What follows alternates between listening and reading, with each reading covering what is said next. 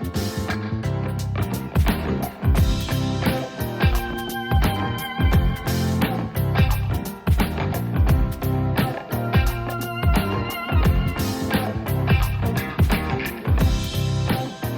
1, 2. Check 1, 2. Check, check, check 1. Is this mic on? Hello, hello. Hello, hello. Hi, it's me, Amelia. Welcome to the Word of the Day podcast. Thank you for listening. Here's the host, Uncle Jamie. Thank you, Amelia. Folks, I asked Amelia to handle the intro today for a couple reasons. First, because it's just so darn cute. And second, because Amelia gives me an opportunity to kick off this show by revisiting the word wherewithal from episode 49 and highlight a fun way to use it. As a refresher, wherewithal is a noun that refers to the means or resources required to do or accomplish something. So if, say, you have the wherewithal to build a snowman, that suggests you have enough snow of the right consistency, you've got some sticks and a carrot and maybe a scarf, enough time, enough energy, just everything you need. The next ingredient here is something called positive self-talk, which is this practice of saying encouraging, optimistic things to yourself, rather than berating yourself for mistakes or beating yourself up, which of course would be negative self-talk. So for example, you might say to yourself, I can do it, I'll keep trying, I belong here, that sort of thing. Positive self-talk has a few primary uses. It can help ward off feelings of defeat or despair. It can amp you up before a big, scary task or challenging experience. Or it could just add a little cheer, a little can-do spirit to your everyday life. In addition to the psychic benefits of not being all down on yourself, the hope is that this self-affirmation will help you accomplish your goals, whatever they happen to be. Harkening back to episode 46, one might say that you aim to manifest your desired outcomes to happen. That is, simply by expressing the belief that you have what it takes to achieve something, you actually increase the likelihood that you do indeed achieve it. Now, contrary to what the name implies, self-talk, whether positive or negative, isn't typically verbalized. Instead of talking, you usually just think it. But you can say those thoughts out loud if you want. And if they're the positive kind, I think 4 out of 5 therapists would recommend doing so. For an example of what this could sound like, here's a clip from the fantastic movie What About Bob, in which the main character is getting himself ready to face the day. I feel good, I feel great, I feel wonderful. I feel good, I feel great, I feel wonderful. I feel good, I feel great, I feel wonderful. Now, Bob here may not sound very good, great, or wonderful, but hey, that's what this uplifting mantra is trying to fix. Okay, moving along to the third ingredient. While it's pretty rare for adults to verbalize positive self-talk, they love encouraging little kids to do so, which makes sense. You want kids to believe in themselves, to have the confidence that they can accomplish things, and shouldn't be afraid to try, even if and when they fail from time to time. By way of example, here's a couple mildly viral YouTube clips of small children giving themselves encouraging affirmations in the morning. The first one we'll hear is standing on the bathroom counter, gesturing exuberantly into the mirror. My whole house is great. I can do anything good. I like my school. I like anything. I like my dad. I like my cousins. I like my aunts. I like my Allisons. I like my moms. I like my sisters. I like my dad. I like my car. I like my hair. I like my haircuts. I like my pajamas. I like my stuff. I like my rooms. I like my whole house. My whole house is great. I can do anything good. Yeah. And now the other. This kid is walking to school with his little backpack on and his little hat and holding a banana for lunch. Let's listen. I am smart. I am blessed. I can do anything. I am smart. I am blessed. I can do anything. I am smart. I am blessed. I can do anything. Just outrageously adorable, both of them. And yes, we will link those in the show notes. Next, it's time to add yet another ingredient. This linguistic dish is getting very gourmet. So I think positive self-talk mostly amounts to saying, in some form, like, I have the wherewithal to do or accomplish or withstand such and such, right? Like, I have the physical, mental, or especially emotional resources necessary to accomplish my goals. And it's funny because, as we talked about in episode 49 about wherewithal, most of the time when people use the word, it's to say that they don't have the wherewithal to do things. Like, oh, sorry, my oven's on the fritz right now, so I don't have the wherewithal to bake you a birthday cake. But it doesn't have to be this way.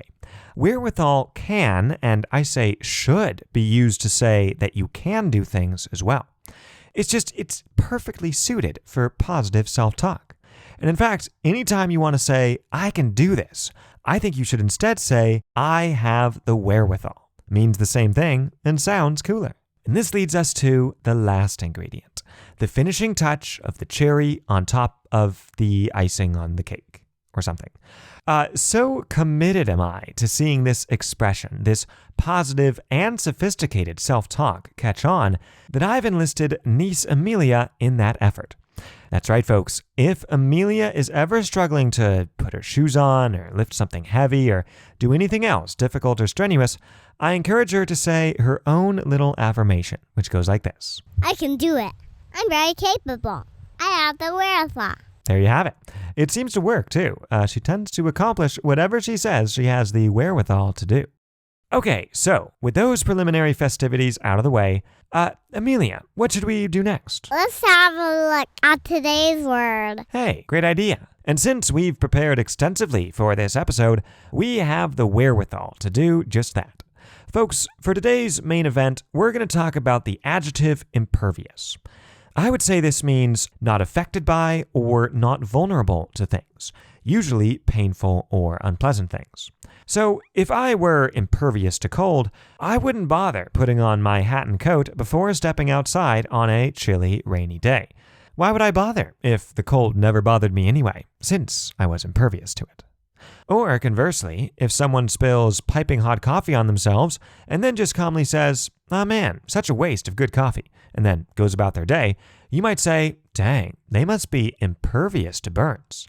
Oh, and just by the way, you always have to specify what someone is impervious to. Turning now to the Google definition, this goes, quote, unable to be affected by, unquote. Merriam-Webster elaborates a bit further, saying, quote, not capable of being damaged or harmed, or not capable of being affected or disturbed, unquote. Both very serviceable definitions. I have no complaints. I should say here, by the way, that impervious with respect to physical things rather than people can also mean basically the same thing as the adjective impenetrable, that is, impossible to pass through or enter. So just as you might refer to an impenetrable hedge around a garden, meaning that it's basically impossible to wriggle through it, you could also call it an impervious hedge. This is very much in line with the Latin origins of impervious, where the word with almost the same spelling meant that which cannot be passed through. This can't physically get through it sense of impervious is mainly seen in the context of moisture and keeping liquids, especially water, out of things. And it seems to pop up much more often in literature from the 19th and early 20th centuries than it does nowadays. For example, Henry David Thoreau writes in his famous essay on civil disobedience, quote, I began to occupy my house on the 4th of July, as soon as it was boarded and roofed, for the boards were carefully feather-edged and lapped, so that it was perfectly impervious to rain, unquote. I don't know what feather-edged or lapped means, but clearly whatever it was made Mr. Thoreau's house impervious to the rain, i.e. rain couldn't get through the boards / into the house. Okay, up next, let's run through a couple of usage notes for impervious.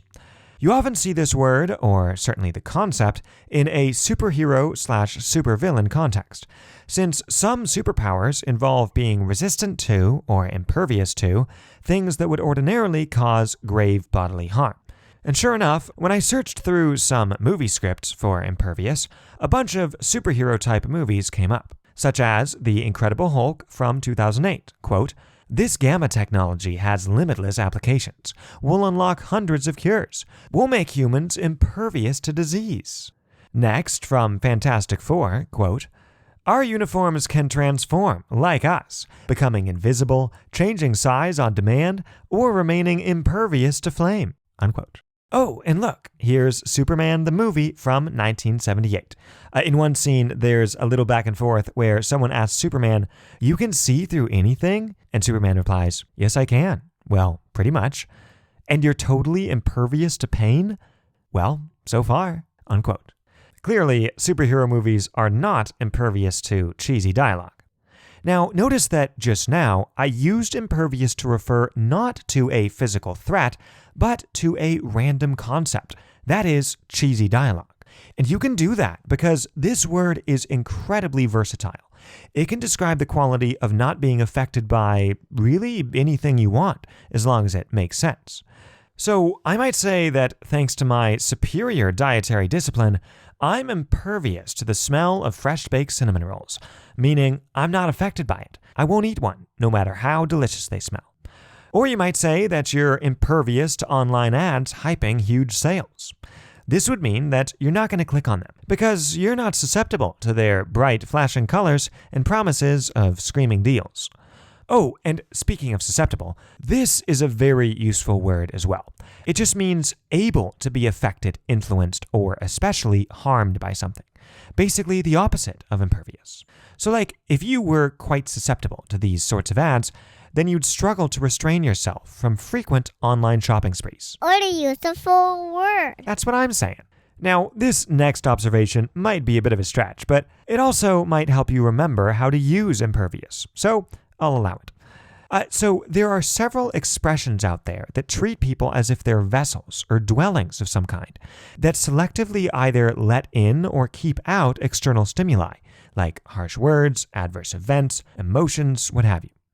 Take, for example, the phrase thick-skinned, which Merriam-Webster defines as, quote, "an ability to keep from getting upset or offended by the things other people say and do," unquote.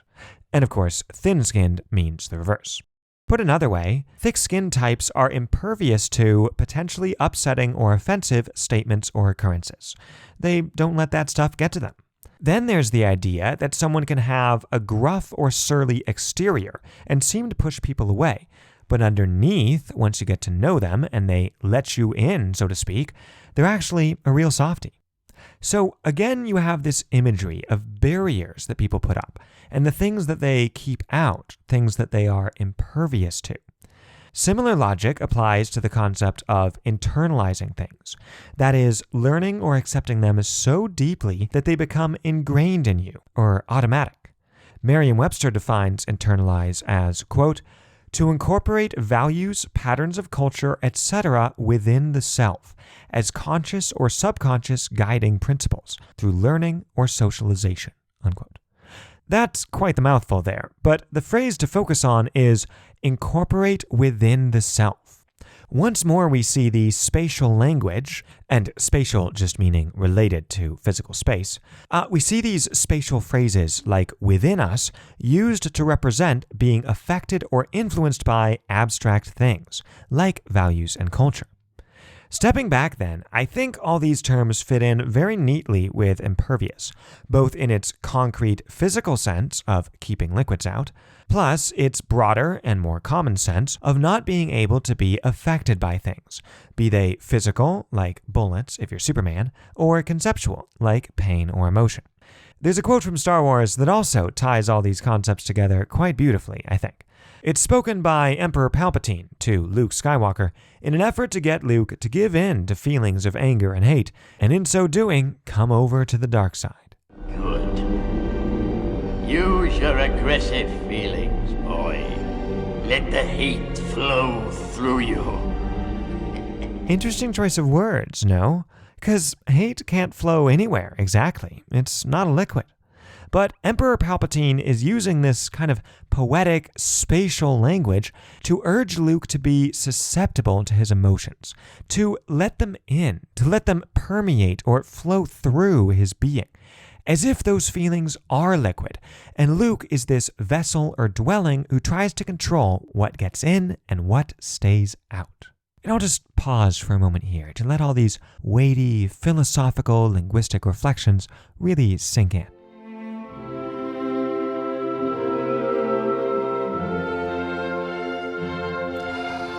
Good. Just let the ideas flow through you.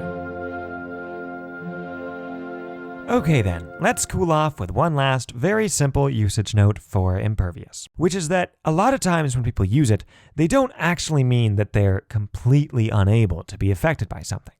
More likely, they're just less susceptible to it than most. Like, remember that scenario earlier where I said I didn't need to wear a jacket because I'm impervious to the cold? Well, I may not need a jacket in 50-degree weather, but take it below freezing, and this cavalier attitude towards the cold will disappear right quick, and I'll probably toss in some mittens for good measure. I guess what I'm saying is, there are degrees, pun intended, of imperviousness.